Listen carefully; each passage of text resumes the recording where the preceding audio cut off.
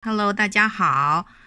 现在呢，我要教大家怎么样给马教授，也就是我们的 Barco Professor 呢，装上电池。首先呢，在底座这边我们可以看到有这个卡榫，然后我们的手呢就在这儿稍微把它往下压，然后呢就可以把这个上下盖给脱开，然后呢这个后盖的部分我们就往上拖。